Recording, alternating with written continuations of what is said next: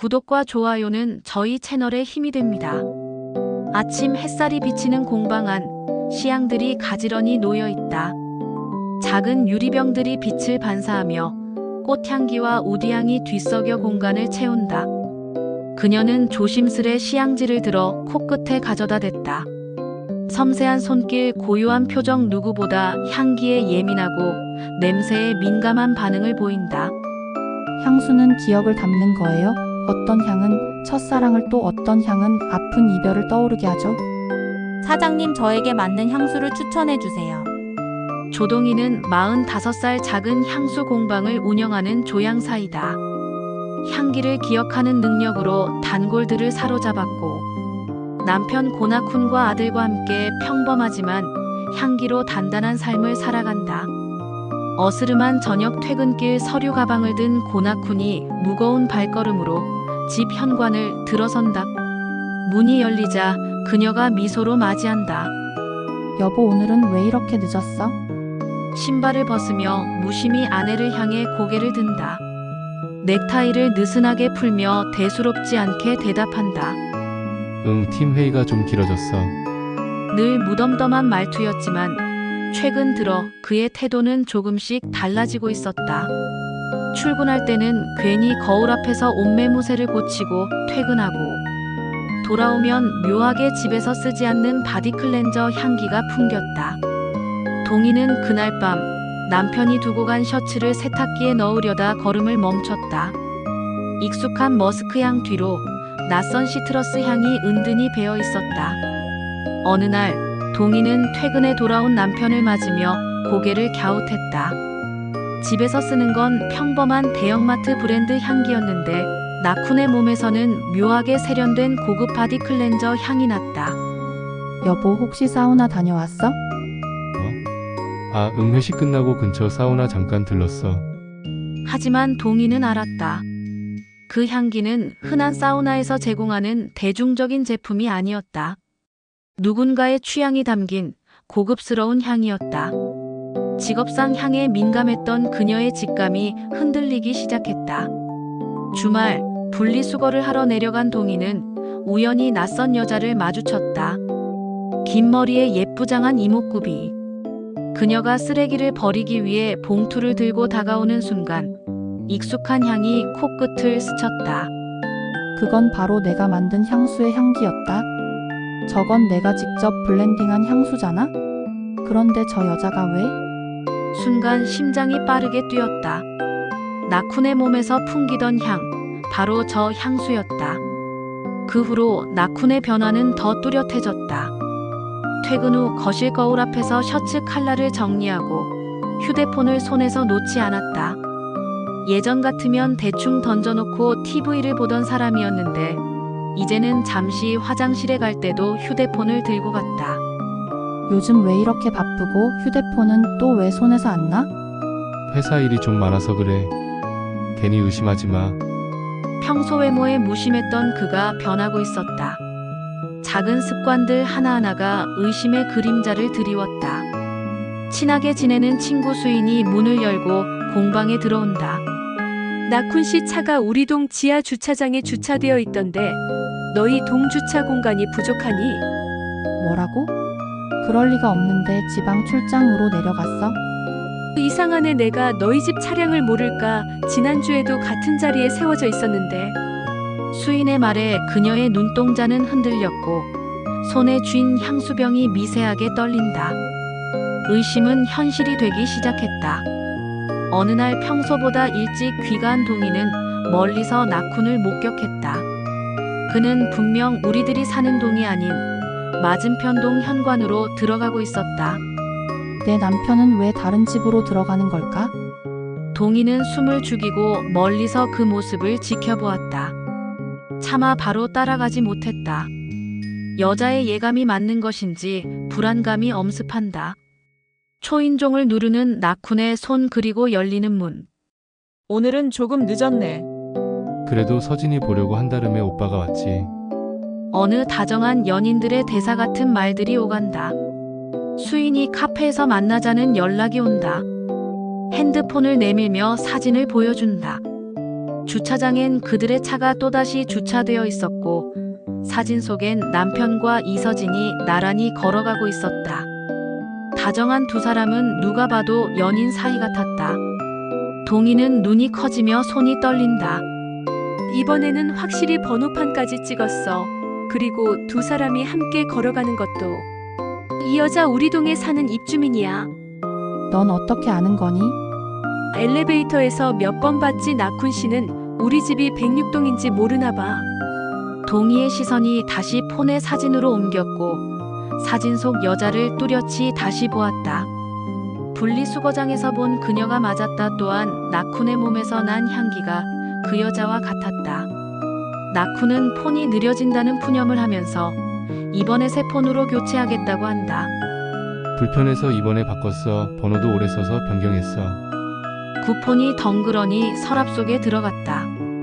수인은 동희의 근황이 궁금해 집에 찾아온다. 동희야, 별일은 없었니? 글쎄 모르겠다. 이게 맞는 건지. 나쿤 씨는 별말 없었고.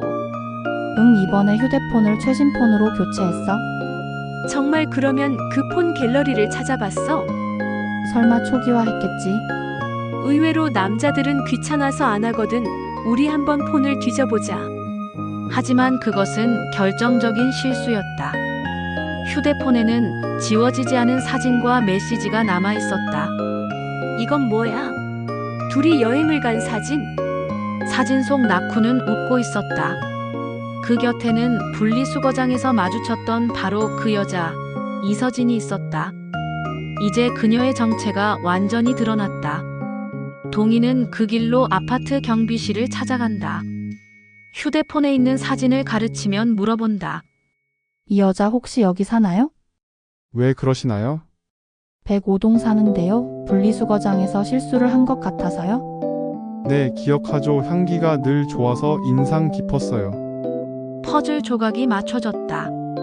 남편이 매번 주차하던 동, 그곳에 이서진이 살고 있었던 것이다. 그러나 나쿠는 여전히 태연했다. 어느 날 그는 짐을 챙기며 말했다. 연락받았지. 시골에 계신 어머니 집 수리 좀 도와드려야 해서 2박 3일 내려가서 봐주고 올게. 회사는 어떻게 하고? 이번에는 월차를 썼지. 자식이나 하나인데 내려가 봐야지. 하지만 그것은 거짓이었다. 그리고 내려가 있는데 연락하지마. 어머니가 불편해하잖아. 그래, 조심히 다녀와. 여행 가방 속에는 간단한 옷가지와 세면도구, 그리고 2장의 KTX 티켓이 있었다. 목적지는 강릉. 남편은 서진과 밀월 여행을 계획하고 있다. 수인과 통화를 하면서 나쿤의 캐리어에 대한 애기가 나왔다. 동희야, 이번에 확실한 증거를 남기자. 우리 손으로. 어떻게? 흔히 말하는 미행을 하는 거지. 그리고 사진도 찍고 발뺌할 수 없는 증거를 확보하자. 이것들이 남들이 말한 지들이 무슨 로맨스라고 불륜여행을 가는구만. 괜찮을까? 우리가 그 일을 할 수 있겠니? 나만 믿어 놓치지 않고 쪼자가 줄게. 친구 좋다는 게 뭐니. 이럴 때 써먹는 거지. 수인의 운전으로 둘이서 먼저 강릉역에 도착하여 나쿤과 서진을 기다린다.